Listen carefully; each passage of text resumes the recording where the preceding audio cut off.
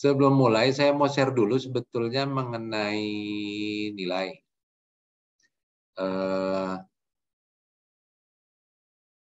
Jadi kalau untuk nilai, ini udah kelihatan ini saya materinya ya. Terlihat, Pak. Sudah, Pak. Ya. Jadi kalau kita kan memperhitungkannya itu, kehadiran itu kan dari pengisian kuis gitu ya, sama tugas. Tugas pun saya kan nggak akan menghambat, maksud saya. Selama tugas itu dikerjakan dan isiannya benar, itu saya akan ini. Kecuali kalau tugasnya terlambat gitu ya, sudah lewat waktu, nah itu nanti saya potong tuh jadi 20%. Jadi mestinya nilainya 100, saya kasih cuma 80. Nah ini existing ini saya belum menginput nilai UTS karena memang belum selesai diperiksa. Ini existing banyak gitu ya. Ini misalnya di perkuliahan sekarang ini ada 21 orang. 21 orang. Tapi kalau saya lihat nanti di kuis dan tugas hampir semuanya mengisi gitu. Hanya beberapa aja yang nggak isi. Jadi gini, saya akan perhitungkan sebetulnya dari presentasi ini. Presentasi dari setiap presentasi, kalau yang aktif nanti saya akan tambahkan di nilai tugas. Karena beberapa ini sebetulnya nilainya masih cukup rendah gitu ya, walaupun sudah diberi tugas gitu kan. Misalnya nih contoh nomor 1, Rizky Darmawan. Rizky Darmawan ini nilai tugasnya nihil. Nilai tugasnya nihil. Jadi sampai dengan sekarang rata-rata nilai tugas dengan kuisnya Rizky Darmawan ini 8,1. Sorry saya bacain kalau orangnya hadir. Ada nggak Rizky Darmawan? Nggak ada ya. 8,1 ini kalau bertahan sampai ke akhir semester gitu ya dengan nilai 8,1, itu nanti bobotnya tugas dengan kuis itu 40%. Ya, jadi UTS 30%, UAS 30%. Jadi teman-teman bisa bayangin kalau 30%, 30%, nanti dengan nilai 100 pun, itu nilainya masih 60. Ya kan? 100 untuk UTS nilainya bobotnya 30, berarti nilainya masih 30. UAS juga nilainya 100, masih 30 juga. Berarti total masih 60. Jadi tolong tugas sama kuis itu dikerjakan. Itu sebetulnya salah satu monitoring yang dilakukan. Tidak dilakukan monitoring dari absensi, tapi dilihat dari tugas dengan kuis. Ini kalau di teman-teman mahasiswa bisa lihat sebetulnya nilai tugas dengan kuis. Karena kalau di siakat saya udah kelihatan sebetulnya nilai tugas dengan kuis. Bisa lihat nggak? Ada yang bisa jawab? Nilainya ada yang dibuka, ada yang enggak, Pak. Ada yang muncul, ada yang enggak. Kalau UTS memang saya belum input, tapi nilai tugas itu sudah muncul. Tugas sudah, Pak, sudah muncul. Oh, udah muncul.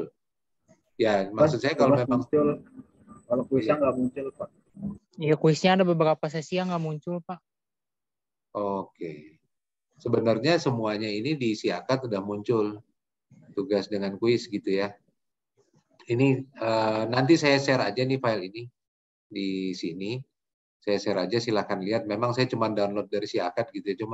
Cuma nanti tolong dipertimbangkan sendiri masing-masing gitu ya. Nanti kalau dia bertahan sampai akhir semester dengan penilaian ada yang masih 8 gitu ya, nilai tugas rata-rata tugas dengan kuis 8, 7,9 di bawah 1 digit gitu. Nah, itu nanti kita mau ngitungnya itu 40% gimana ya?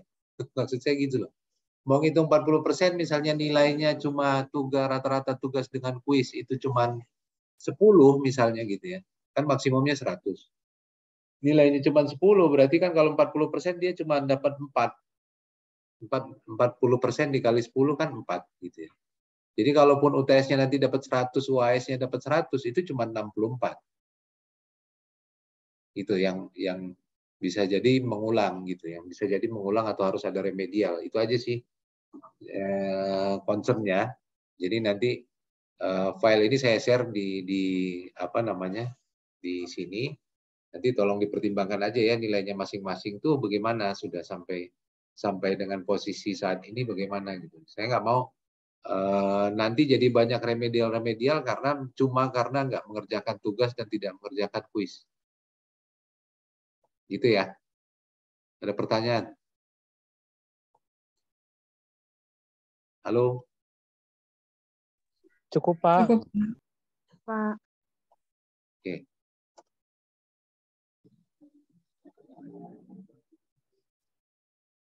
Nah, ini saya mesti share file. Share filenya.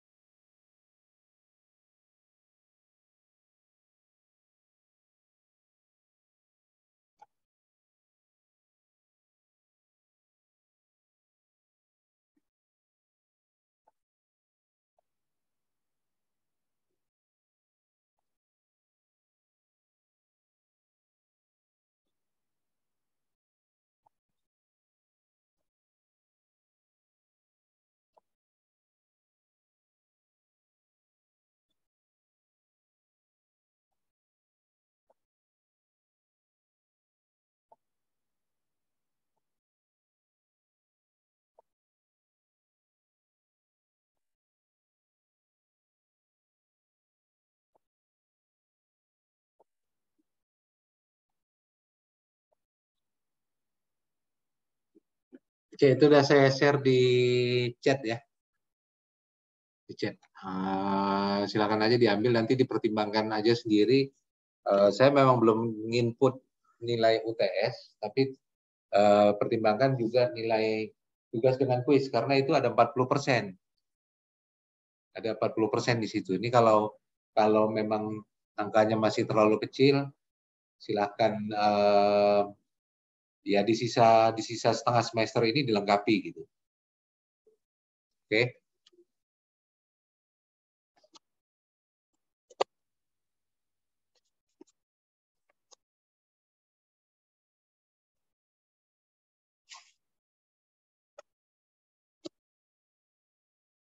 Ya, sekarang yang presentasi kelompok berapa? Kelompok 3, Pak. Kelompok 3. Ininya topiknya mengenai apa? Manajemen risiko pasar dan manajemen risiko likuiditas, Pak. Oke. Boleh dimulai. Boleh dimulai, nanti yang present tolong hidupkan kamera gitu ya. Enggak, yang seluruh kelompoknya yang present tolong hidupkan kamera. Yang bertanya juga nanti tolong hidupkan kamera. Ya, dimulai silakan. Dari mana? Diperkenalkan dulu kelompoknya siapa aja. Baik, Pak.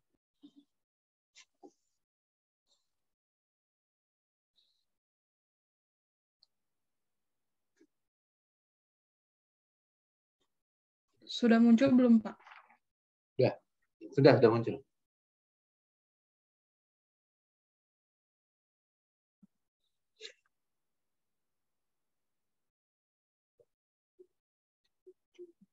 Assalamualaikum warahmatullahi wabarakatuh. Saya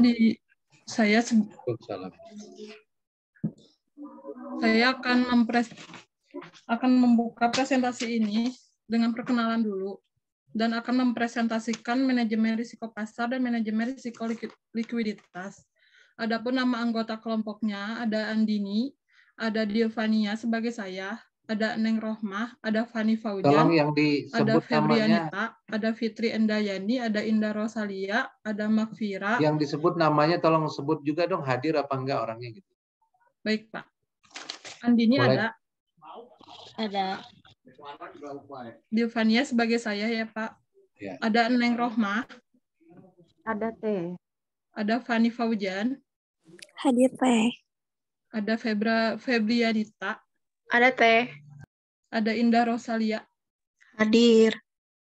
Ada izin Pak untuk Teh Makfira, kebetulan lagi izin dulu Pak. Iya, silakan.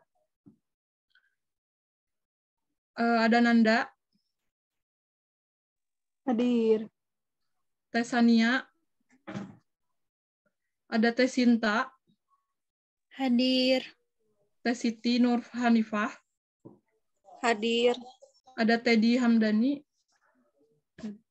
Ada Adis.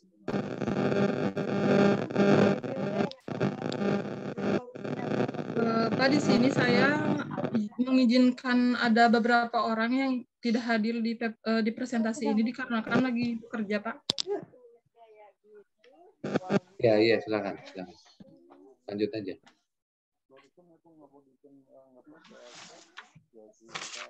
Saya nggak bagikan anak.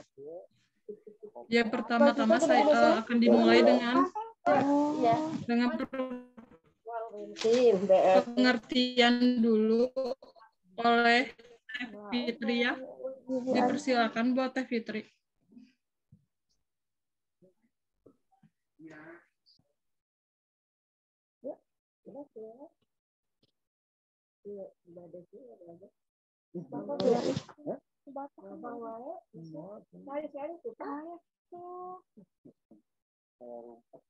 Justru refreshing makan doang.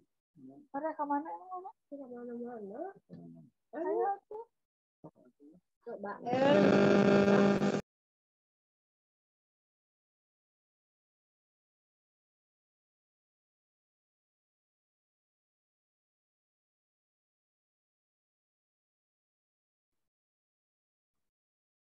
Silakan siapa berikutnya nih?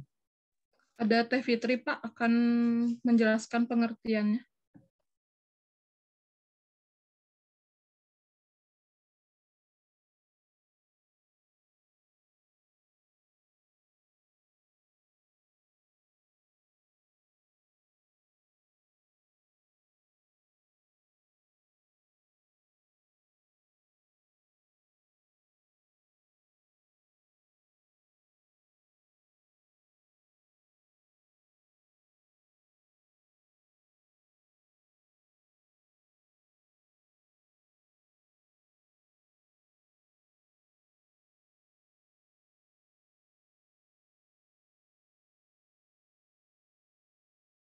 Teh Fitri hadir.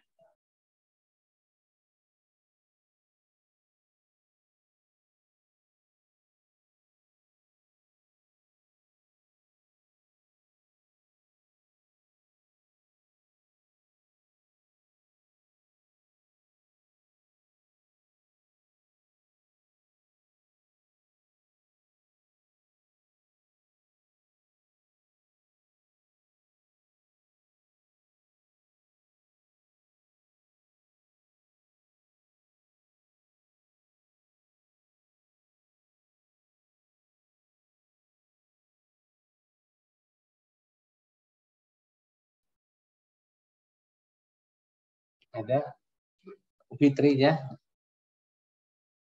Atau di cover yang lain dulu? Boleh, Pak. Saya digantikan sama saya aja ya, Pak. Iya, silakan.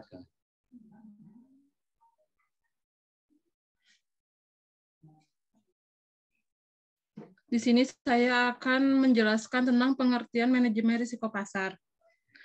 Risiko pasar merupakan suatu permasalahan penyebabnya karena perubahan harga pada pasar, seperti halnya perubahan nilai dari aset itu sendiri.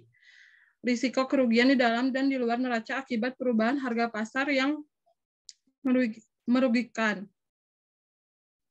Dan saya juga akan menjelaskan manajemen risiko likuiditas, yaitu ini slide-nya nggak bisa yang ngikutin. dikarenakan bank tidak dapat membayar kembali kewajiban bank karena dana arus kas dan aset lancar tanpa mengganggu aktivitas perbankan. Slide-nya tolong ikutin dong, Dilvania. Slide-nya cuma masih di sini-sini aja. Iya, Pak. Memang Kebetulan tidak dimasukkan, Pak. Tidak ada. Okay.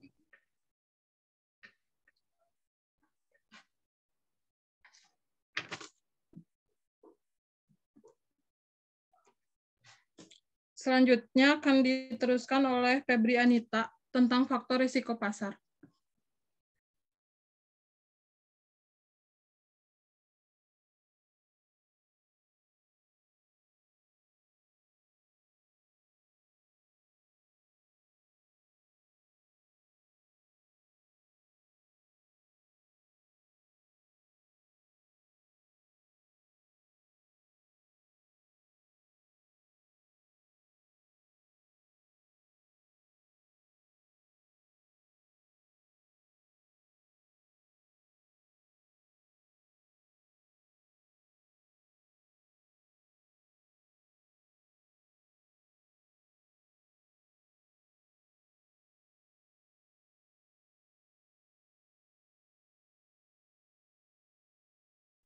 Maaf Pak, ditunggu dulu, ada kendala Pak.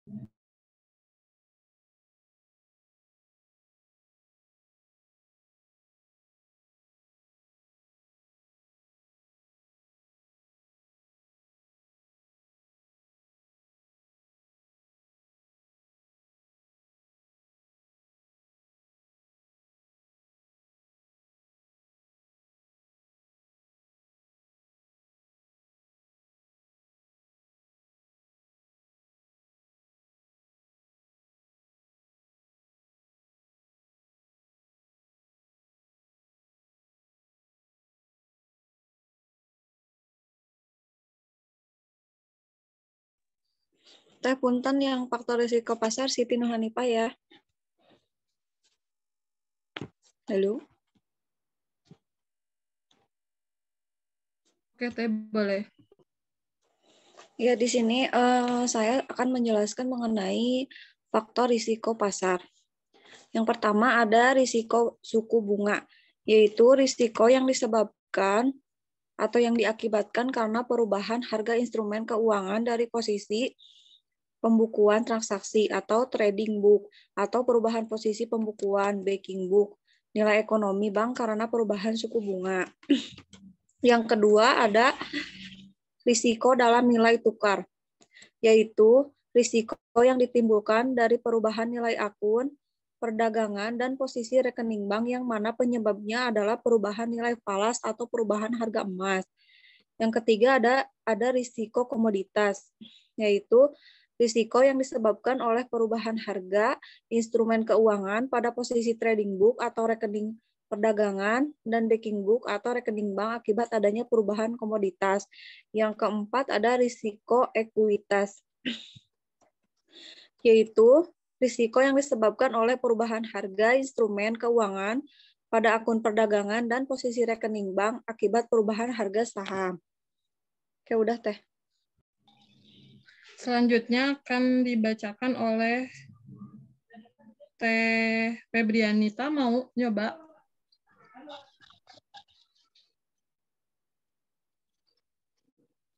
Boleh, Teh. Yang resiko nilai tukar ya. Faktor resiko likuiditas. Yang mana?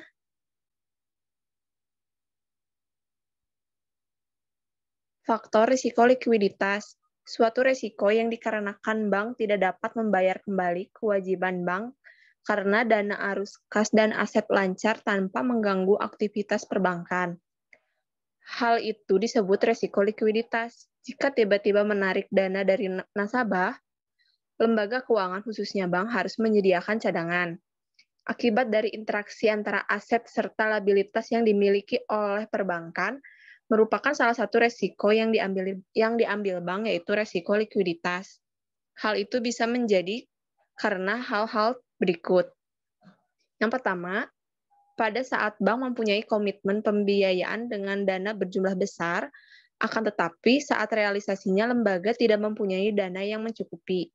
Yang kedua, pada saat adanya penarikan dana tabungan berjumlah besar dan bank tidak mempunyai dana yang mencukupi serta sumber dana yang begitu cepat yang memenuhi kebutuhan likuiditas. Yang terakhir, ada penyusutan yang besar pada nilai aset yang dimiliki oleh perbankan syariah sehingga menyebabkan adanya ketidakpercayaan dari nasabah sehingga nasabah menarik tabungannya dari bank.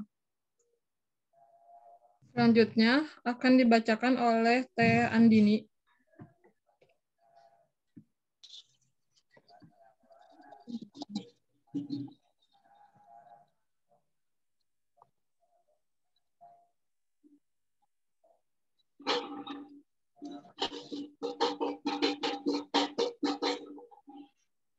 Tadi tuh sampai yang akibat ya.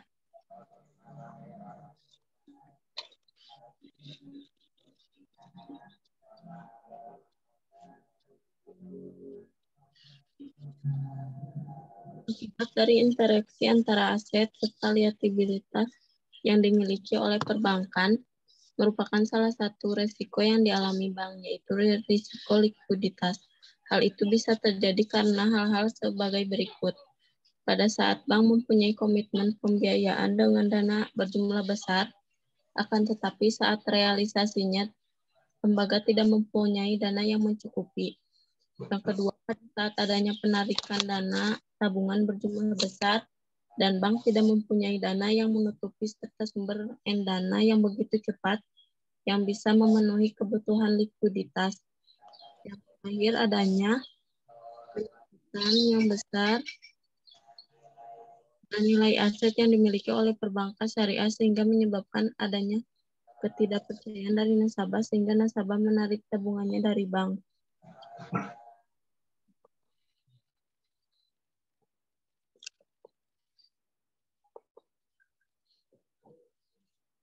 Selanjutnya akan dibacakan oleh Fani.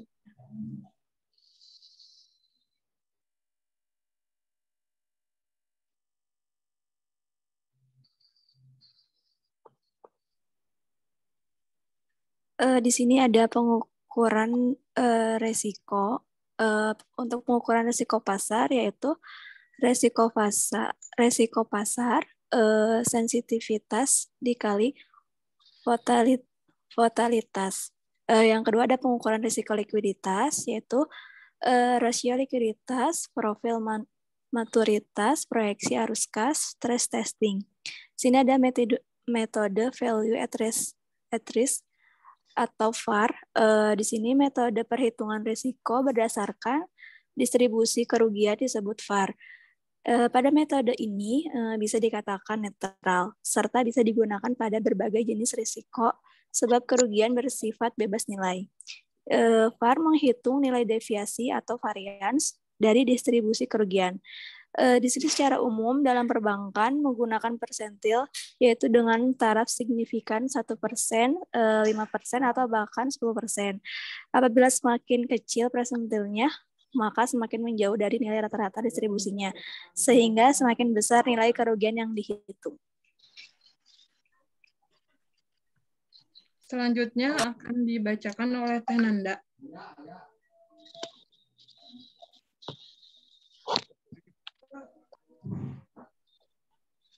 Risiko nilai tukar mata uang pasar falas valuta asing adalah transaksi atau jenis perdagangan yang memperjualbelikan mata uang suatu negara pada mata uang negara lainnya yang melibatkan pasar uang, tingkat likuiditas, serta percepatan pergerakan harga pada pasar falas yang tinggi menyebabkan valuta asing menjadikan alternatif yang terkenal sebab keuntungan serta tingkat pengembalian investasi yang didapatkan akan melebihi rata-rata perdagangan pada umumnya.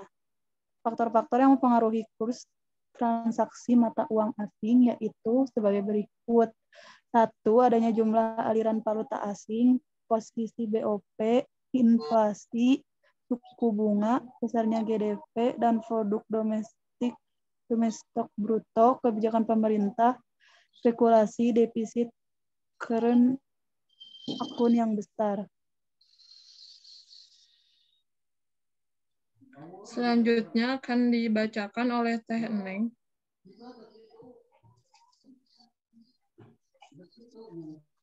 Di sini adalah strategi pengendalian yang pertama di risiko pasar. Ada metode penyesuaian pendapatan dari beban. Yang kedua ada kebijakan policy dan kebijakan limit kerugian.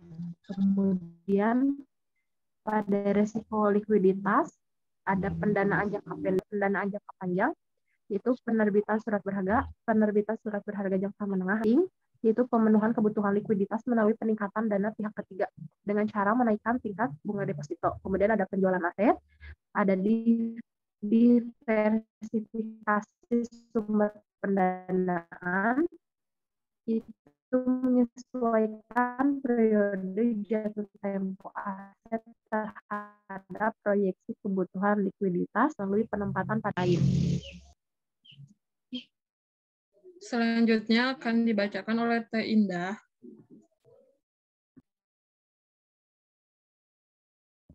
Oke, di sini saya akan menjelaskan contoh kasus resiko pasar. Kita ambil contoh yang saat ini adalah usaha yang lagi tren, yang seperti kita tahu yang banyaknya itu adalah usaha pakaian wanita yang berbahan dasar scuba. Pada saat itu baju pakaian berbahan dasar scuba memang banyak diminati. Maka salah satu contoh ada perusahaan konveksi A itu membuat baju dengan bahan dasar scuba. Namun, karena tren ini berkembang dengan cepat seiring berjalannya waktu minat beli terhadap baju berbahan dasar scuba mulai berkurang dan diganti dengan tren baju berbahan dasar lain. Hal ini, para pengusaha harus lebih memperhatikan pasar untuk kedepannya agar tidak salah dalam memilih keputusan menjalankan usaha dan tidak menyebabkan terjadinya penimbunan bahan dan mati modal. Di sini, untuk cara mengatasinya adalah pihak toko harus membuat dan menetapkan batas ambang kerugian apabila barang sudah tersimpan lama.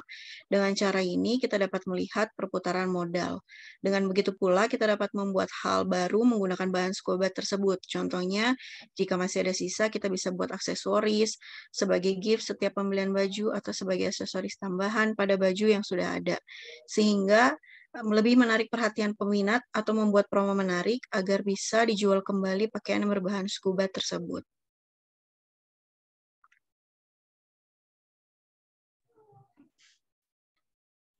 Ini masih Teh Indah ya? Lalu ini ada contoh kasus untuk resiko likuiditas. Contohnya kita ambil dari bank yang terdapat di Indonesia yang sangat banyak terjadi, yaitu seperti perubahan nilai mata uang rupiah terhadap dolar yang menyebabkan likuiditas. Contohnya ada dalam bank syariah di Bandung. Terjadi saat si nasabah terus-menerus melakukan perpanjangan masa gadai sampai berbulan-bulan, serta emas yang digadaikan tak ujung ditebus dalam pembiayaan gadai emas resiko likuiditas ini. Dalam masalah ini, apabila dalam rentan waktu cukup lama, bisa mengganggu likuiditas bank.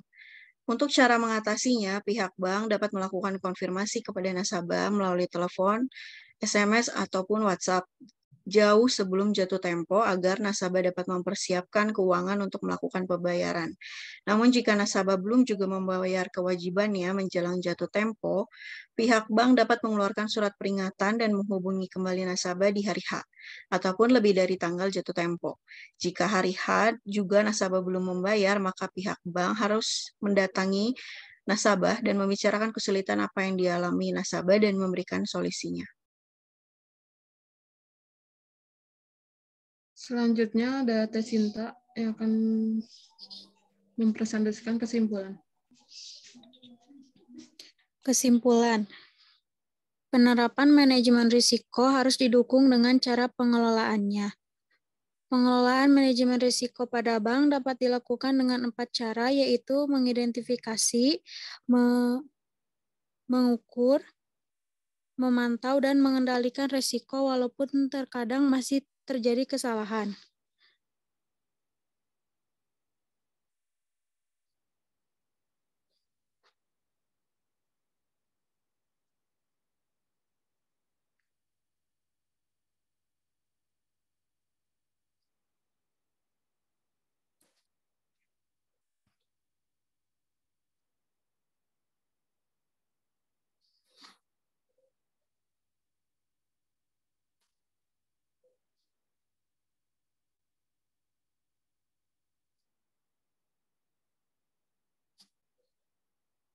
Maaf Pak, barusan Zoom-nya keluar Pak. Keuntungan dan manfaat manajemen risiko adalah dapat menciptakan infrastruktur manajemen risiko yang kokoh dalam rangka meningkatkan daya saing bank. Kendalanya, pengawasan akan penerapan manajemen risiko tergolong rendah dan sumber daya manusia yang belum siap. Menjelaskan mengenai manajemen risiko, melainkan sebuah pedoman teknis yang dapat digunakan oleh bank dalam menerapkan manajemen risiko, yaitu terkait dengan pengukuran risiko dan persyaratan modal minimum bank. Selanjutnya ada Teh Indah.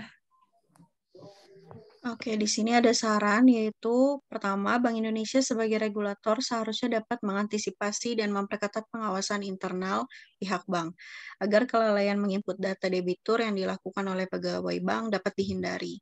Yang kedua, para pejabat yang berwenang di bank harus tetap berpegang teguh pada prinsip kehati-hatian dalam menjalankan tugasnya melaksanakan sistem dan prosedur yang berlaku di bank. Yang ketiga, bank seharusnya melakukan pengawasan berjenjang terhadap pegawai bank agar dapat segera diketahui apabila terjadi kesalahan.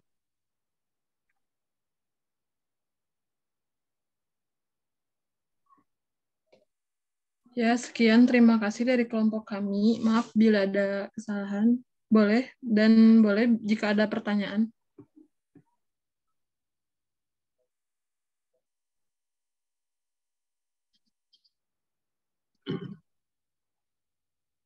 Ya, silakan kalau ada yang mau bertanya.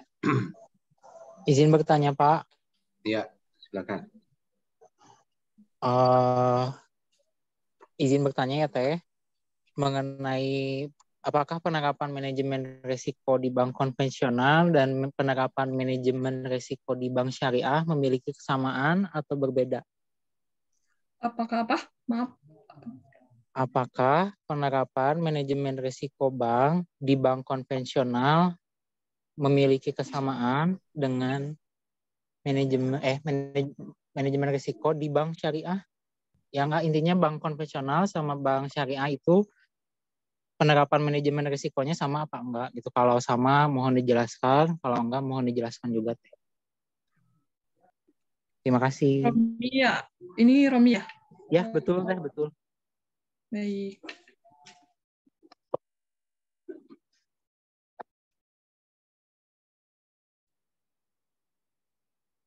Pak, di-keep dulu atau langsung jawab, Pak? 3 pertanyaan aja, silakan. Yang lain 2 lagi mungkin.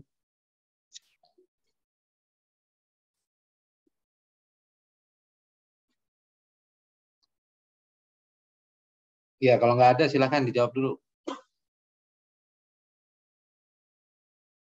Sebentar, Pak.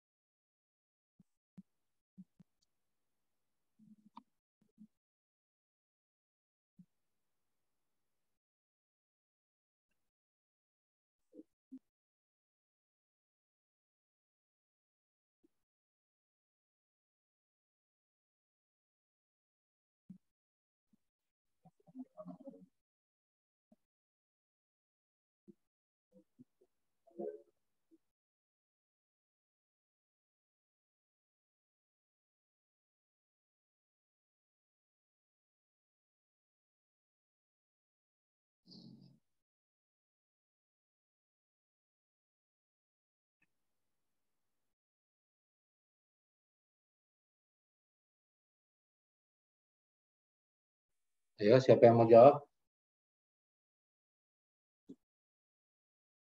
Sebentar, Pak.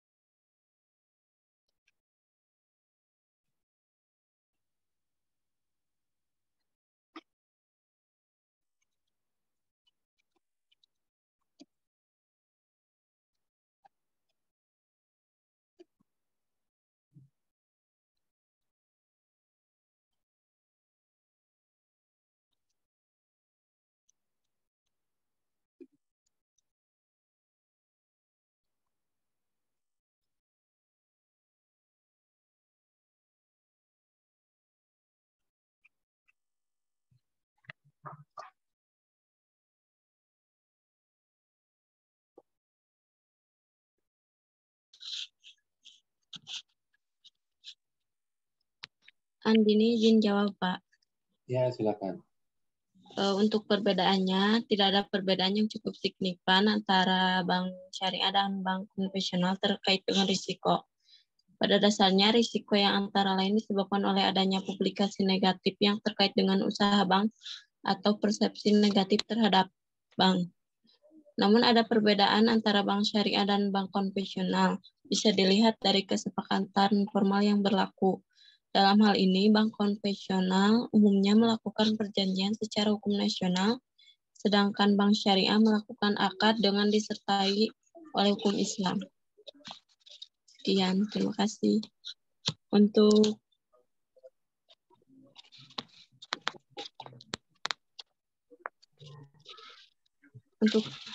ada pertanyaan lagi atau udah cukup?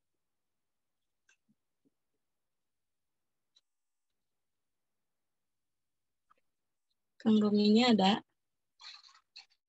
Cukup Teh, terima kasih. Ya. Pertanyaan selanjutnya, ada?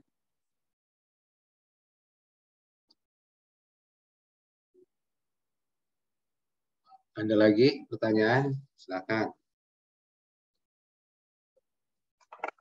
Saya izin bertanya, Teh.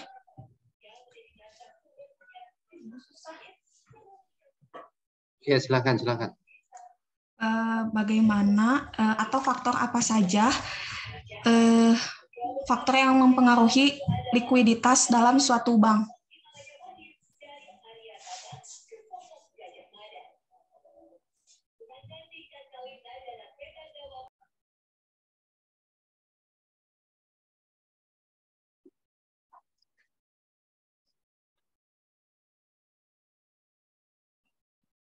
Ya. Dari siapa tadi? Oh, Sania. Ya, Pak, dari Sonia, Pak. Ya, boleh dijawab.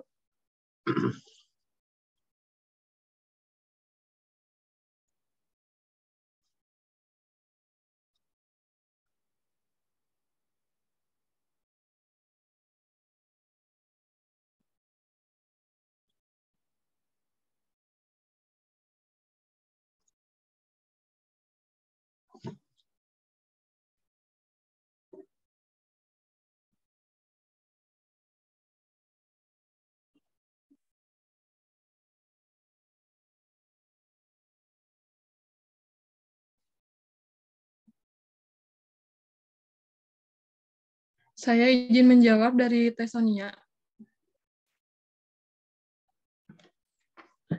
Tadi itu kan pertanyaannya apakah penerapan manajemen risiko faktor apa saja yang mempengaruhi likuiditas dalam suatu bank?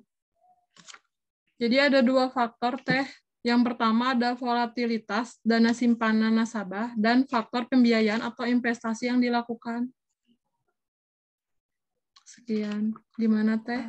Boleh dijelasin lebih ini nggak, Teh? Lebih spesifik lagi gitu. Oh, boleh, Teh. Bentar ya.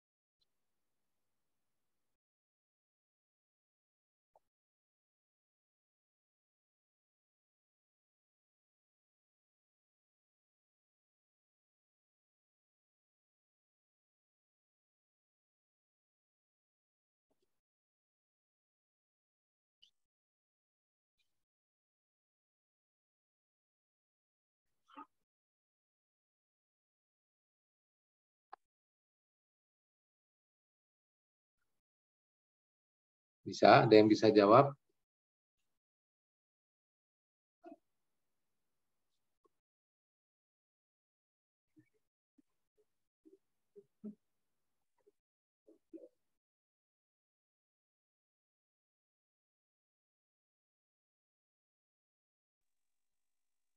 Bantu jawab, Pak. Ya, silakan Anda. Buat faktor yang mempengaruhi tingkat likuiditas itu ada beberapa faktor ya, diantaranya tingkat pertumbuhan penjualan, perputaran piutang, dan efisiensi modal kerja. Di mana pertumbuhan penjualan adalah kenaikan jumlah penjualan dari tahun ke tahun atau dari waktu ke waktu. Terus perputaran piutang adalah yang mengukur seberapa sering cara mengukur seberapa sering piutang usaha berubah menjadi dalam setahun. Lalu efisiensi modal kerja adalah tercapainya keseimbangan dalam investasi dan pendanaan modal kerja yang ideal, tidak lebih dan tidak kurang. Kurang lebih seperti itu, Pak.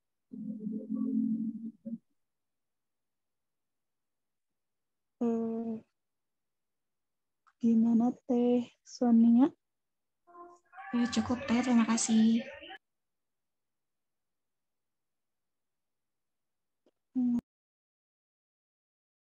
Siapa lagi yang mau bertanya?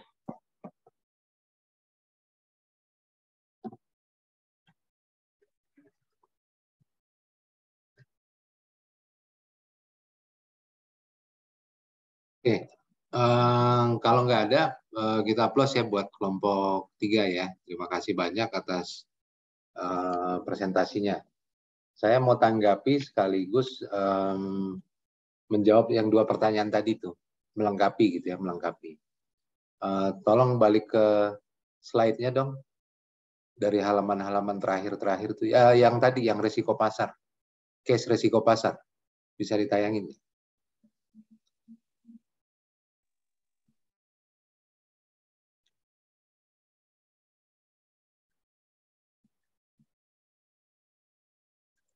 Yang di kasusnya, yang pedagang tekstil tadi tuh.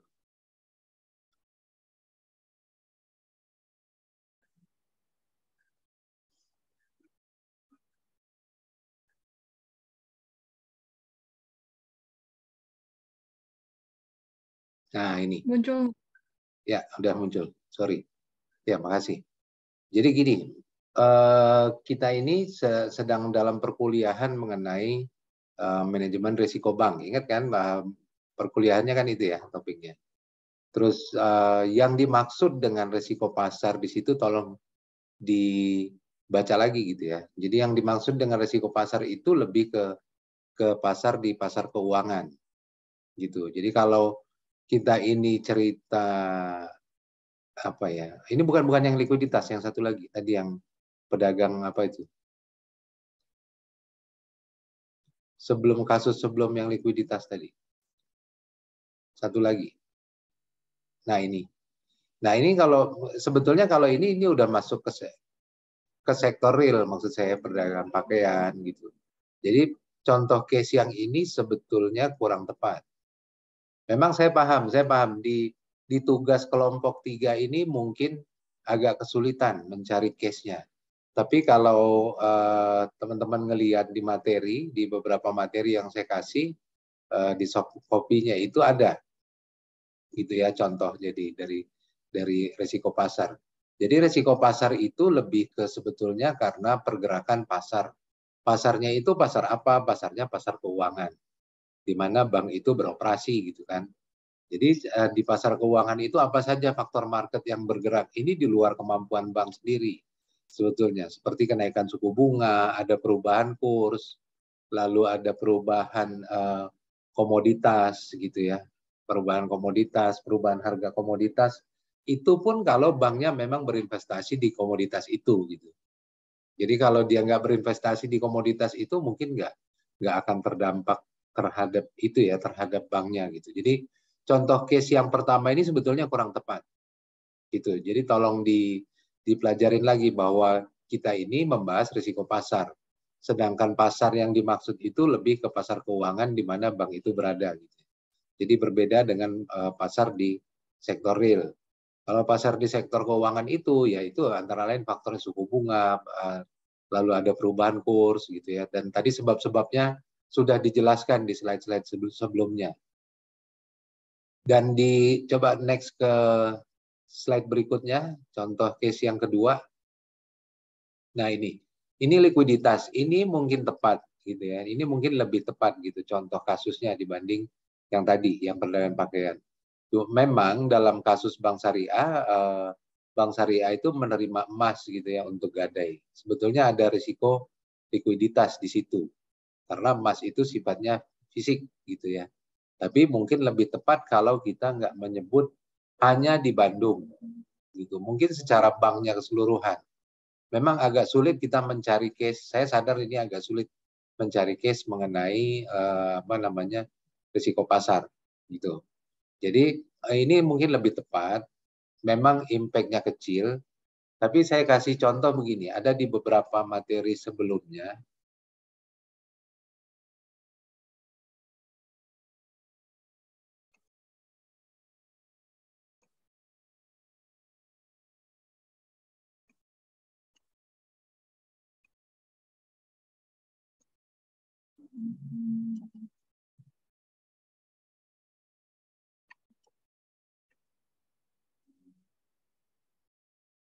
sorry saya yang share, di close dulu materinya.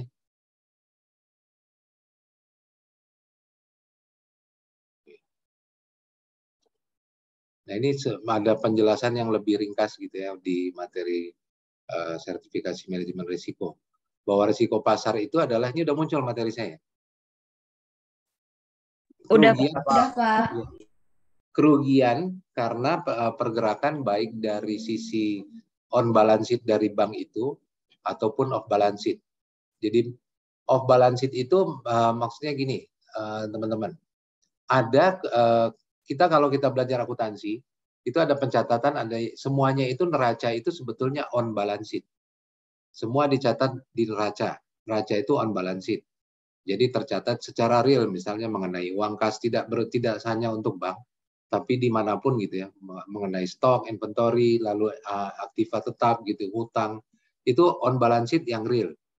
Lalu ada lagi off balance sheet. Off balance sheet itu sebetulnya sesuatu yang belum jatuh tempo.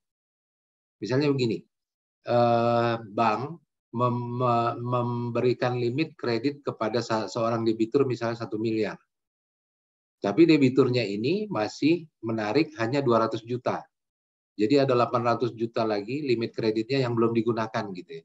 Dan itu akan menjadi kewajiban atau menjadi komitmen dari bank itu bahwa dia sudah menyediakan plafon kredit yang bisa digunakan. Itu dicatatnya di off balance sheet. Nah, paham sampai sini ya? Kalau ada pertanyaan silakan ya, dipotong aja.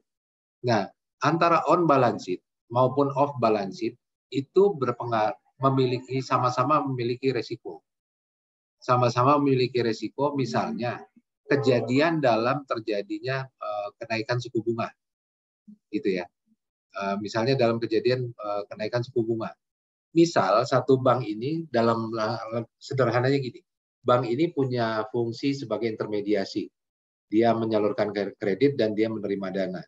Nah, dia misalnya bank ini sudah memberikan kredit KPR ke satu nasabah untuk jangka waktu 15 tahun. Gitu ya, 15 tahun. Dan untuk mengcover pembiayaan ini, dia menerima pinjaman, bank ini menerima pinjaman atau menerima simpanan dari nasabah, harusnya usia panjangnya itu panjang simpanan itu mungkin juga 15 tahun. Supaya tidak terjadi mismatch. Maksud saya ini jangka waktunya dia harus memberikan kredit KPR selama 15 tahun, sementara pendanaannya pun berarti harusnya idealnya sama 15 tahun. Gitu ya. Nah, kalau misalnya pendanaannya itu jangka pendek, misal jangka pendek, ternyata pendanaannya itu cuma dari tabungan. Tabungan itu kan sifatnya lebih pendek gitu ya, bisa ditarik kapanpun, setiap saat. Nah, ini sebetulnya bisa menyebabkan risiko likuiditas. Kenapa? Karena kalau nasabahnya semua menarik dana, berarti kan kredit yang dia salurkan nanti nggak ada yang mengcover gitu kan. Sementara dia sudah mensalurkan kredit dengan jangka waktu 15 tahun.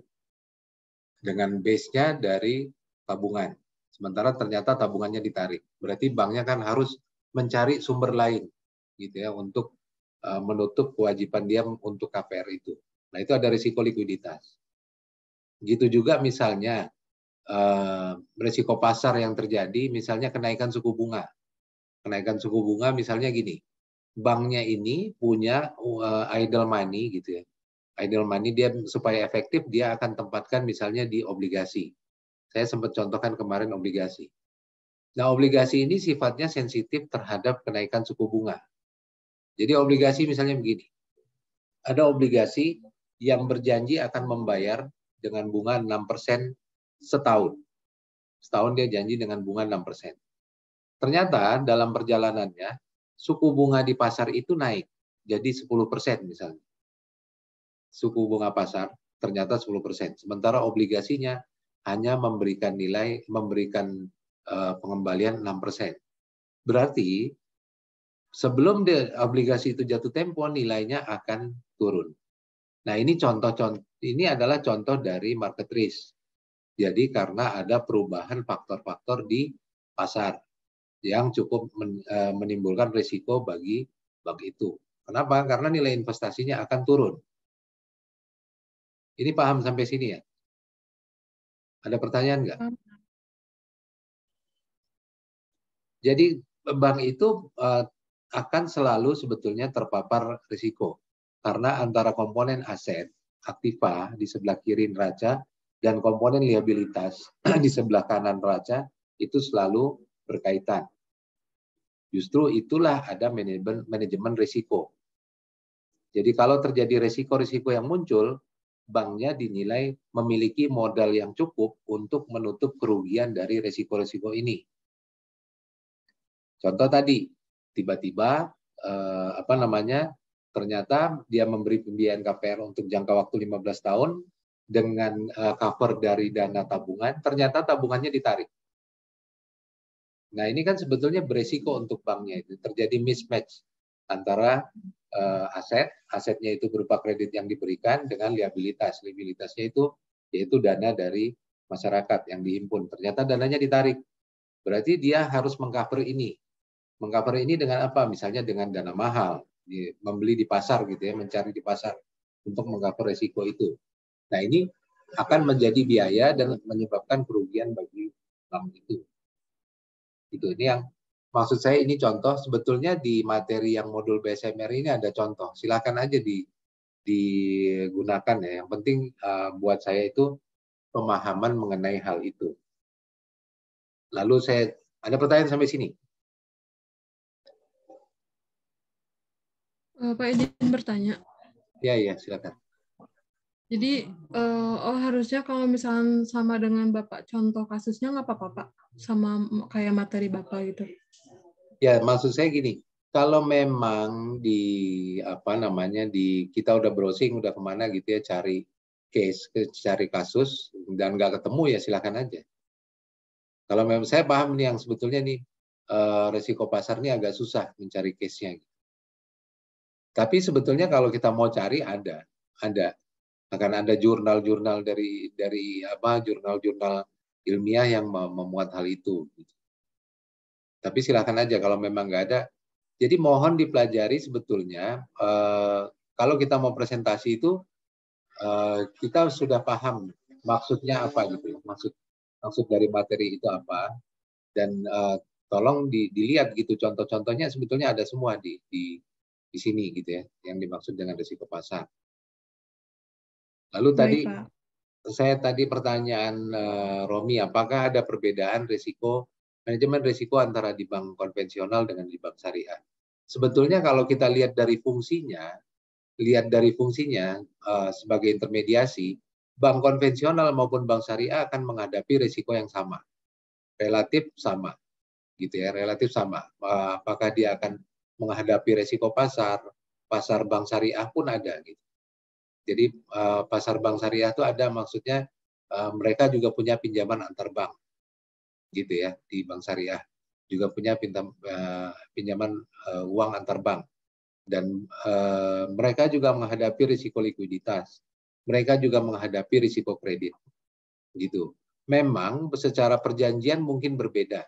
Jadi tadi jawaban siapa yang menambahkan tadi saya lupa. Itu cukup tepat kalau dibilang salah satu resiko yang mungkin berbeda itu adalah dari akad. Karena akadnya berbeda, dari perjanjiannya berbeda. Misalnya gini, contoh paling sederhana itu KPR, ya, kredit pemilikan rumah. Kalau pada bank konvensional, bentuknya adalah bank A, bank konvensional ini akan memberikan pinjaman ke debitur, lalu debiturnya akan beli rumah. Itu kan. Perjanjiannya adalah dengan jaminan rumah yang akan dibeli itu, banknya akan kasih kredit untuk beli rumah. Pada bank syariah, ketentuannya itu mereka akan membeli dulu. Jadi banknya akan membeli rumah itu dulu, lalu dicicil. Ini untuk apa? Untuk menghindari bunga. Jadi gini, misalnya gini ya, ada satu rumah, misalnya Dirvania pengen beli rumah, lalu minta KPR ke bank konvensional. Bank konvensional akan memberikan uang, misalnya harga rumahnya 250 juta, kasarnya bank konvensional akan memberikan kredit sebesar 250 juta, lalu disalurkan untuk Dirvania beli rumah. Dan kredit itu yang dicicil dengan bunga misalnya 10%. Gitu ya, dengan bunga misalnya 10%. Itu pada bank konvensional. Pada bank syariah, mereka akan membeli rumah itu dulu. Karena untuk menghindari bunga. Jadi beli dulu rumahnya seharga 250 juta. Lalu dia akan menjual lagi ke Dirvania dengan harga misalnya 300 juta dan dicicil. Jadi harganya akan dinaikkan dan dicicil. Jadi tidak ada bunga yang muncul di situ, tapi harga dinaikkan. Ini kan tergantung dengan kesepakatan mengenai ketentuan syariah ya, ketentuan agama gitu ya. Jual beli itu kan dibolehkan, tapi kalau pinjam uang dengan berbunga itu kan tidak dibolehkan. Ini kan mungkin prinsip dasarnya berbeda. Nah, ini tentu kan akan berbeda risikonya antara bank konvensional dengan bank syariah. Karena apa? Karena bank syariah itu akan mencatat rumah itu sebagai aset dia dulu, karena dia akan beli dulu kan, sebelum dia jual kembali ke Dirvania. Jadi ada risiko di situ gitu. Kalaupun berbeda itu karena akad atau perjanjiannya itu memang berbeda.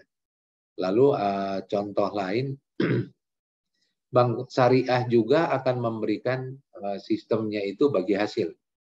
Jadi misalnya gini, bank syariah ini dari hasil bisnis usahanya, dari pemberian pinjaman tadi itu kan ada keuntungan tuh kan, keuntungan. Nah, keuntungan itu yang akan dibagi ke pemilik dana, ke penabung. Keuntungan itu yang akan dibagi, misalnya dengan nisbah aturannya. 60-40 misalnya. Jadi keuntungan bank 60-40%-nya akan dibagi ke nasabah dana. Ini resikonya tentu berbeda. Apakah dengan kalau misalnya suku bunga pasar meningkat, dia juga akan meningkat? Belum tentu, karena dia modelnya jual beli. Karena dia modelnya jual beli dan tidak ada keterkaitan dengan suku bunga. Jadi kalau misalnya di manajemen risikonya tentu berbeda karena hal-hal yang spesifik ada di bank syariah. Seperti tadi, adanya nisbah, adanya akad yang berbeda, dan itu memang efeknya bisa berbeda. Risiko yang dihadapi berbeda. Karena misalnya rumah tadi akan dimiliki dulu oleh bank syariah sebagai milik bank gitu ya, sebelum dia jual kembali ke Dirvania. Lalu setelah berjalan apakah itu misalnya ada kenaikan suku bunga, bank syariahnya akan terpapar risiko? Sebetulnya enggak, karena rumahnya itu sudah dicicil. Rumahnya itu sudah dinaikkan harganya dan itu menjadi keuntungan. Itu apakah dia berbeda? Pasti ada hal-hal yang berbeda. dampaknya. Itu. Ya, tadi pertanyaan dari Romi. Ya, oke. Lalu yang kedua dari Sonia tadi, faktor yang mempengaruhi likuiditas bank. Tadi saya sudah kasih contoh, sebetulnya yang banyak berpengaruh itu risikonya adalah risiko mismatch. Mismatch itu jangka waktu. Kalau terkait likuiditas. Jadi jangka waktu dananya berapa lama, jangka waktu kredit yang disalurkan berapa lama. Itu harus match. Kalau enggak nanti banknya bisa mengalami, itu yang paling besar. Itu yang paling besar. Kredit diberikan untuk 15 tahun, sementara dana yang disimpan ternyata jangka pendek. Atau dana yang diterima untuk jangka panjang, sementara kredit yang disalurkan hanya untuk jangka pendek. Ini mungkin juga banknya bisa juga mengalami kerugian karena dia sudah terikat kontrak untuk membayar dana jangka panjang. Sementara kredit yang disalurkan ternyata hanya jangka pendek. Gitu. Jadi itu beberapa faktor yang mempengaruhi likuiditas bank. Sebetulnya yang paling banyak berpengaruh itu adalah risiko mismatch. Jadi bank itu akan berusaha menyamakan antara sisi jangka maturity atau jangka waktu jatuh temponya antara dana yang diterima dengan kredit yang disalurkan. Nah, ini sering itu tidak berlaku untuk bank-bank retail. Bank-bank retail ini bank-bank yang menghimpun dana dari masyarakat, gitu ya, menghimpun dana. Jadi kayak kita kalau simpan di tabungan mungkin kita simpan lalu kita tarik seperlunya, dan kalau banyak orangnya sebetulnya jumlahnya itu mungkin relatif nanti akan stabil gitu. Dan itu bisa digunakan bank untuk pembiayaan kredit. Tapi pada bank korporasi, bank-bank yang melayani nasabah-nasabah besar gitu ya, dia kadang-kadang memberikan kredit ke korporasi, lalu dasar di belakangnya itu misalnya dengan mencari pinjaman baru atau misalnya dengan dia menerbitkan obligasi. Nah, itu bisa berbeda resikonya. Saya kira itu tambahan dari saya. Ada pertanyaan?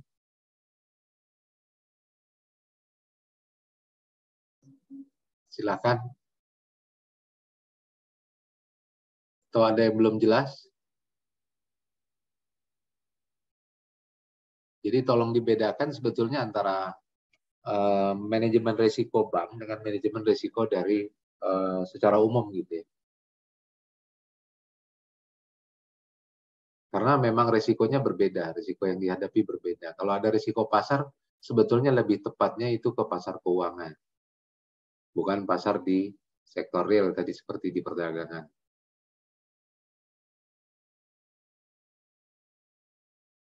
Oke, ada pertanyaan? Cukup, Pak. Cukup ya? Cukup. Oke. Kita lanjut ke sesi 9. Sesi 9 ini saya sebetulnya kalau materi dari textbooknya saya nggak ada soft copy, nggak punya soft copy, jadi teman-teman bisa cari sebetulnya buku manajemen risiko bank yang pertama atau kedua gitu ya, atau ketiga saya lupa. Tapi di situ sebetulnya sudah menjelaskan banyak sesi-sesi yang mulai dari kita sesudah UTS gitu ya, sesudah sesudah UTS antara lain membahas mengenai manajemen risiko kepatuhan, lalu juga nanti ada risiko reputasi gitu. Nah, itu textbooknya tolong dicari sendiri karena saya sudah sampaikan juga sebetulnya di silabusnya gitu ya. Nah, ini berikutnya adalah saya sudah singgung sedikit di sebelumnya, antara lain adalah waktu kemarin kita membahas risiko hukum dengan risiko kepatuhan. Ada yang bisa jawab apa bedanya waktu di UTS saya kasih soalnya. Apa bedanya risiko kepatuhan dengan risiko hukum? Ini sama-sama sebetulnya risiko operasional. Apa bedanya risiko kepatuhan dengan risiko hukum?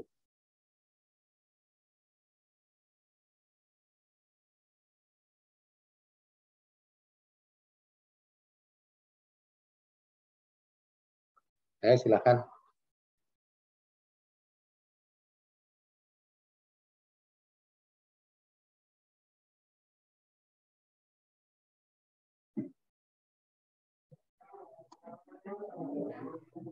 Izin bertanya, izin menjawab.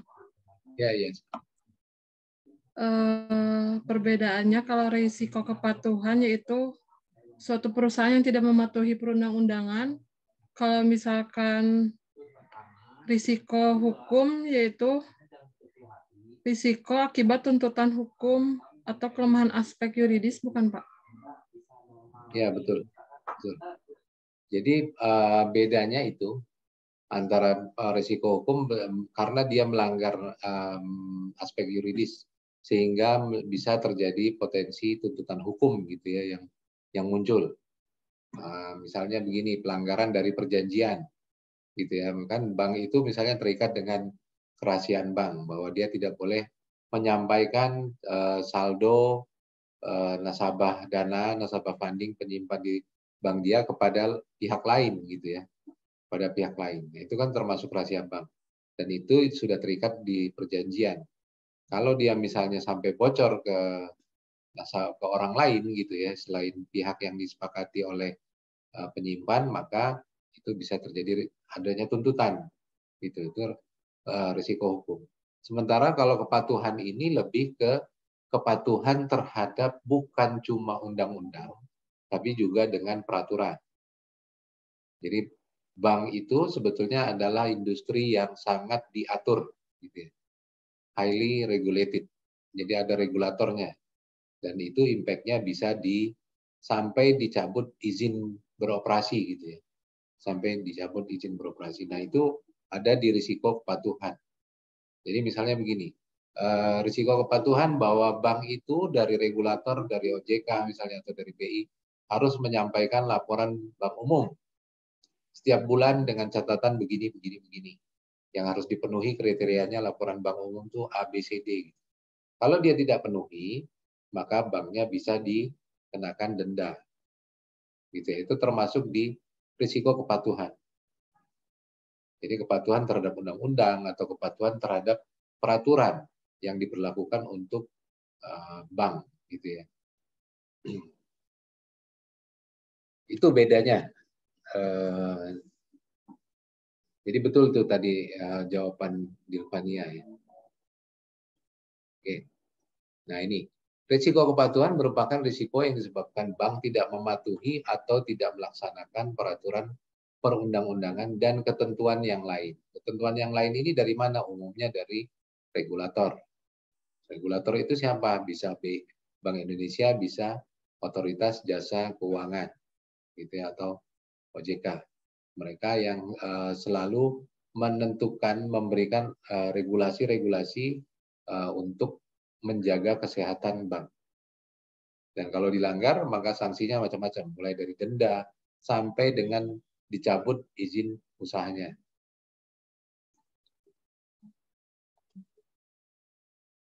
Nah, penerapannya seperti apa sebetulnya? Mirip dengan risiko yang lain, bahwa risiko kepatuhan pun itu berkaitan dengan aktivitas fungsional dari bank itu sendiri. Ya, jadi aktivitas fungsional dari bank itu sendiri. Antara lain misalnya aktivitas untuk penerimaan dana, aktivitas untuk memberikan kredit, gitu. Itu ada aktivitas-aktivitas yang harus dipenuhi ketentuannya, regulasinya. Dan kalau tidak dipenuhi, mungkin bank itu bisa melanggar ketentuan atau melanggar undang-undang sehingga banknya bisa terkena sanksi. Terkena sanksinya ini besar, bukannya kecil, dan itu misalnya bisa dengan finansial gitu ya. Misalnya kebocoran data nasabah. Itu data nasabahnya sendiri mungkin ada 10 item yang harus dijaga gitu. Dan satu item bocor dan dendanya misalnya 50.000 gitu. Jadi 50.000 kali 10 item udah 500.000. Satu nasabah dendanya. Kalau nasabahnya ada 10 juta, itu kan bisa 5 triliun dendanya. Itu contoh-contoh bagaimana sebetulnya manajemen risiko itu bisa muncul dan di mana harus diterapkan sebetulnya lebih ke aktivitas dari bank itu sendiri, aktivitas fungsional dari bank itu sendiri. Jadi manajemen risiko kepatuhan ini sederhana karena bentuknya pun sama gitu ya, tidak ada yang spesifik seperti di risiko kredit atau di risiko pasar. Kalau risiko kredit kita antara lain harus memperhatikan industrinya, harus memperhatikan juga ketentuan kebijakan dalam memberikan kreditnya, gitu ya. Tapi kalau risiko kepatuhan lebih kepada aktivitas usaha bank dan apakah aktivitas usaha itu sudah memenuhi regulasi ataupun undang-undang, ketentuan regulasi ataupun undang-undang. Nah, kebijakannya seperti apa? Kebijakannya itu bisa dengan di setiap risiko sebetulnya bank itu harus punya kebijakan yang sudah sudah terstruktur di setiap aktivitas usaha bank. Sebetulnya untuk apa? Ini antara lain untuk memitigasi manajemen risiko. Begitu juga dengan risiko kepatuhan. Jadi harus sudah ada kebijakan manajemen risiko. Dan itu betul-betul bentuknya dalam buku aturan gitu. Kebijakan-kebijakan manajemen risiko itu betul-betul itu tertulis yang harus dipatuhi. Jadi penerapannya seperti itu, antara lain harus bank itu sudah memiliki kebijakan manajemen risiko untuk setiap item termasuk di risiko kepatuhan. Lalu sudah memiliki organisasi, organisasinya harus dibentuk, jadi di setiap bank itu akan ada unit kepatuhan atau yang dinamakan compliance. Compliance atau kepatuhan ini dia akan banyak berhubungan dengan regulator, dengan Bank Indonesia, dengan OJK gitu ya. Lalu sudah ada kebijakan, sudah ada orangnya, dan harus ada limit risiko.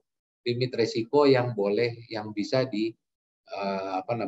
yang bisa diterima oleh bank itu. Gitu. Jadi misalnya gini, kalau limit itu supaya seperti di risiko pasar yang jelas ini ya, yang jelas contoh paling betul. Kejadian bearing di tahun 2005 atau berapa gitu. Tahun 2005 saya nggak. Ada kejadian juga di kita krisis di tahun 98. Itu sebetulnya karena kebijakan limit itu belum diterapkan secara tegas. Jadi misalnya gini, limit di bank itu kan ada dealer. Dealer itu kan dia bertransaksi setiap hari mencari laba, gitu. Mencari keuntungan dan melayani kebutuhan nasabah. Gitu. Dia jual beli falas atau dia melakukan hedging gitu. Dan si dealer ini sebetulnya dibatasi dengan limit. Jadi setiap hari dia boleh bertransaksi, dia boleh berspekulasi dengan maksimum limit 1 miliar setiap hari. Nggak boleh lebih. Kalau dia lebih, maka si dealer ini akan kena sanksi. Dan sebelum-sebelumnya, banyak hal ini belum diatur mengenai limit. Begitu juga dengan kepatuhan. Kepatuhan ini mungkin akan diberikan limit maksimum setiap tahun denda yang bisa diterima oleh bank itu sekian. Yang bisa diakses oleh bank itu sekian. Kalau melebihi, maka mekanismenya akan dikenakan sanksi kepada orang-orang yang menangani hal tersebut. Jadi ada manajemen limit. Ada limit tertentu yang bisa diterima oleh bank dan tidak bisa dilanggar. Karena kalau tidak dibatasi dengan limit, maka kerugian itu bisa membesar gitu dan bisa menyebabkan banknya itu sendiri kolaps. Seperti kasus Bearing yang di tahun 2005. Di 2005 Bearing itu salah satu manajer cabangnya di luar negeri, dia bisa melakukan investasi tanpa limit tertentu dan ternyata investasinya rugi. Sehingga secara keseluruhan Bearing itu mengalami kerugian yang sangat besar dan harus ditutup. Jadi ini contoh harus adanya limit. Jadi ada orangnya, ada aturannya, lalu sudah ada limit. Nanti juga sudah memiliki prosedur, memiliki sistem yang memadai, itu juga termasuk yang harus dipenuhi. Nah ini prosedur. Prosedur, apakah prosedur yang harus dilaksanakan step by step mengenai fungsi dari ketaatan terhadap peraturan gitu ya. Jadi pengendaliannya seperti apa, lalu pendataannya seperti apa, lalu pengendalian internalnya seperti apa, juga memiliki sistem informasi manajemen. Gitu. Karena bank ini sebetulnya banyak sekali regulasi yang dihadapi. Contohnya apa? Contoh lagi misalnya mengenai tindak pidana pencucian uang, gitu ya.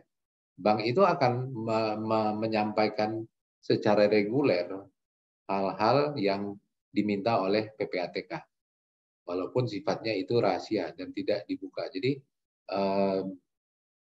itu mungkin salah satu kepatuhan dalam bentuk kepatuhan yang harus dipenuhi, gitu ya. PPATK itu kan dia akan pusat penanganan untuk transaksi keuangan. Jadi mereka akan menelusuri itu, menelusuri aktivitas dana dari seseorang atau dari satu perusahaan. Contohnya dalam kasus korupsi, ini contoh ekstrim. Sudah ada terdakwa korupsi dan ternyata terdakwa korupsi ini ada mengirimkan dana ke pihak-pihak lain, dana itu akan ditelusuri kemana. Apakah pihak lain ini adalah orang-orang yang terafiliasi dengan korupsi itu, gitu. Atau terkait dengan terorisme, ada orang yang diduga merupakan salah satu dari yang terlibat dengan terorisme, dan dia mengirimkan uang, itu bisa dicek. Kalau dicurigai oleh pemerintah, maka alur transaksinya akan diikuti oleh instansi yang berwenang, gitu ya, mulai dari misalnya dengan PPATK. Jadi bahwa dan itu memerlukan sebetulnya adanya sistem informasi manajemen, juga adalah laporan pengendalian, gitu ya. Jadi bank itu betul-betul sebetulnya highly regulated. Sampai sini ada pertanyaan?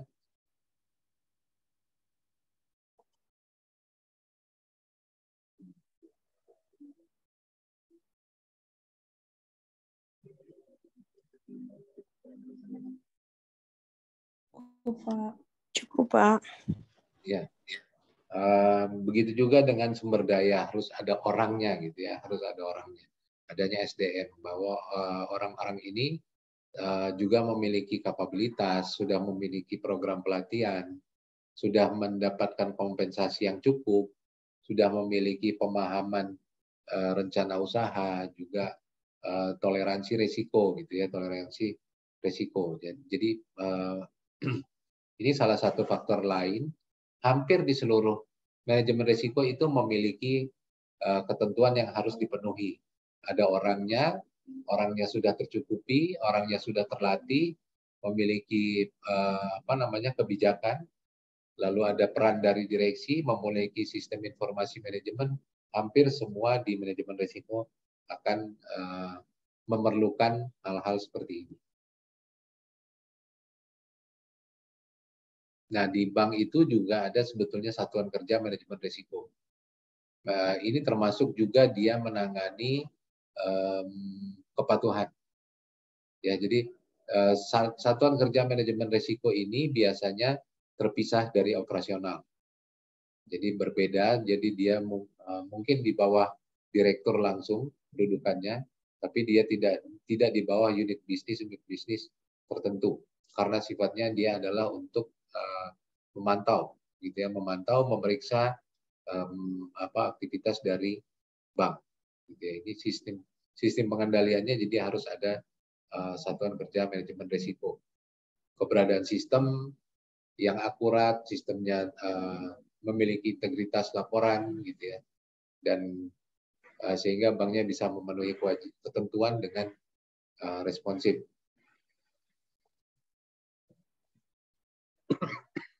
Nah, ini ada contoh nasabah Bank Syariah Mandiri yang khawatir mengenai dana simpanan, gitu ya.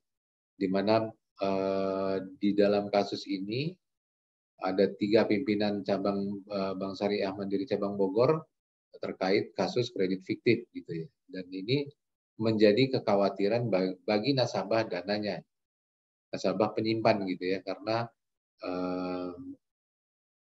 adanya kredit fiktif, mungkin si nasabahnya ini khawatir gitu ya. Apakah uang saya yang saya simpan di situ aman? Gitu ya. Apakah banknya ini nanti akan kolaps gitu. Dan ini sebetulnya buat nasabah sebetulnya semua nasabah penyimpan dana itu dijamin oleh pemerintah gitu ya, dengan lembaga penjamin simpanan. Jadi ada semacam asuransinya. Jadi kalau kasus ini sebetulnya menurut saya nggak perlu dikhawatirkan oleh nasabah. Gitu. Banknya memang menghadapi risiko kerugian. Tapi untuk nasabah penyimpan, sebetulnya nasabah penyimpan itu akan selalu ada lembaga penjamin simpanan yang dibayar, dia semacam perusahaan asuransi gitu ya, yang akan dibayar oleh bank untuk menjamin risiko. Kalau terjadi apa-apa dengan banknya, maka dananya akan dikembalikan gitu ya ke nasabah. Tapi dengan kriteria suku bunga tertentu, sepanjang suku bunga tidak lebih besar dari suku bunga pasar yang ditentukan oleh Bank Indonesia. Jadi kalau misalnya kita menyimpan deposito, suku bunga pasar untuk deposito itu perkiraan misalnya 5%. Ternyata banknya kasih penawaran 10% gitu ya. Nah, kalau sudah bunganya 10% berarti sudah di atas ketentuan dari lembaga penjamin simpanan. Dan kalau terjadi apa-apa dengan banknya, itu sebetulnya lembaga penjamin simpanan tidak mau menjamin lagi.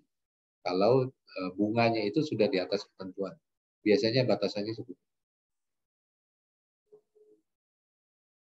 Lalu ini case kedua. Case kedua ini Syariah Mandiri diminta meningkatkan modal untuk menjadi bank trustee. Jadi kami sudah minta Bank Syariah untuk meningkat modal sebesar 5 triliun. Ini mungkin ketentuan yang ditentukan oleh regulator gitu ya. Dalam hal ini setelah dari regulator OJK atau BI baru ke Kementerian BUMN sebagai pemilik dari Bank Syariah Mandiri gitu ya. Dan ini disyaratkan bahwa untuk dia bertindak sebagai trustee, maka si Bank Syariah Mandiri harus menyetorkan modal. Ini mungkin juga bisa menjadi risiko kepatuhan gitu.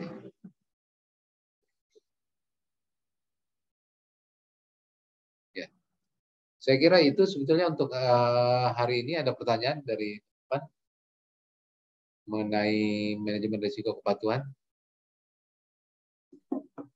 Pak, tapi saya izin bertanya tentang hal lain, Pak. Iya, silakan. Untuk waktu sesi 7 yang review itu Bapak ngasih kuis ya, Pak? 7 review ada kuis ya? Kebetulan kita nggak ada yang ngerjain, Pak, karena tidak tahu ada kuis. Oke. Kuis di Siakat, Pak. Oh, kuis di Siakat udah ada review, ada kuisnya gitu ya. Sebetulnya di review itu nggak ada kuis. Saya waktu itu udah tapi saya nggak tahu kalau ya. Jadi nanti kalau dikerjain aja. Kalau nanti saya cek ya. Kalau memang ini nggak perlu ada kuis itu sebetulnya, itu kan itu review ya. Ya, baik, Pak. Nanti mungkin pembagi nilainya akan saya kurangi untuk itu gitu ya. Untuk kuis di sesi 7. Silakan, ada pertanyaan lagi? Cukup, Pak. Oke, kalau cukup, saya kira cukup untuk hari ini ya. Saya tutup perkuliahannya. Terima kasih. Assalamualaikum warahmatullahi wabarakatuh.